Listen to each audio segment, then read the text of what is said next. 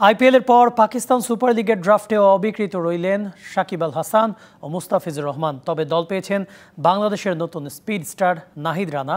পেশোয়ার জালমিতে খেলবেন তিনি। সিলভার ক্যাটাগরিতে লিটন দাস খেলবেন করাচি কিংসে, আর লেগ স্পিনার রিশাদ হোসেনকে কিনেছে লাহোর কালান্দার্স। পাকিস্তানের ঐতিহ্যবাহী স্থাপনা লাহোর ফোর্ট এবার ক্রিকেটের রঙে রঙিন। কোনো হলরুম কিংবা হোটেল নয়, পাকিস্তানের ফ্র্যাঞ্চাইজি লিগ পিএসএল এর 10ম আসরের ড্রাফট হলো এই ঐতিহাসিক ভেন্যুতে। পাকিস্তানি ক্রিকেটারদের পাশাপাশি এবার ড্রাফটে নাম দিয়েছিলেন 510 জন বিদেশি ক্রিকেটার। প্লাটিনাম ক্যাটাগরিতেই ছিলেন দুই টাইগার টি-20 স্পেশালিস্ট সাকিব আল হাসান ও মুস্তাফিজুর রহমান। সম্প্রতি আইপিএল ড্রাফটে দল পাননি এই দুই ক্রিকেটার। পিএসএল ড্রাফটেও দুজনকে নেয়নি কোনো দল, এমনকি ড্রাফটের শেষে সাপ্লিমেন্টারি ক্যাটাগরিতেও তাদের প্রতি আগ্রহ দেখায়নি কেউ। মুস্তাফিজ ও সাকিবের পর দল পাননি ডায়মন্ড ক্যাটাগরিতে থাকা তাসকিন আহমেদ, তাওহিদ হৃদয় ও হাসান মাহমুদরাও।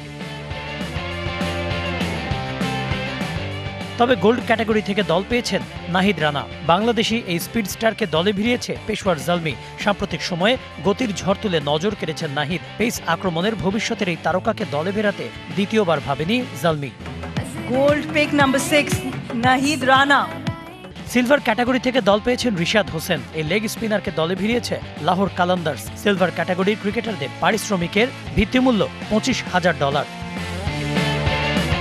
এদিন সুখবর পেলেন লিটন দাসও। সাম্প্রতিক সময়ে বাজে পারফরমেন্সের কারণে জায়গা হয়নি চ্যাম্পিয়ন্স ট্রফির দলে। তবে বিপিএল এর ম্যাচে 55 বলে 125 রানের টর্নেডো ইনিংস খেলে নিজের কোয়ালিটির জানান দিয়ে রেখেছিলেন লিটন। তাকে দলে ভিড়িয়েছে করাচি কিংস। পিএসএল এ এবারে ড্রাফটে ছিলেন বাংলাদেশের মোট 39 ক্রিকেটার। প্লাটিনামে ক্যাটাগরিতে 2 জন, ডায়মন্ড ক্যাটাগরিতে ছিলেন 5 জন, গোল্ড ক্যাটাগরিতে 11 ও সিলভার ক্যাটাগরিতে নাম দিয়েছিলেন বাংলাদেশের 21 cricketer. Kanak Mahmud, DBC news desk.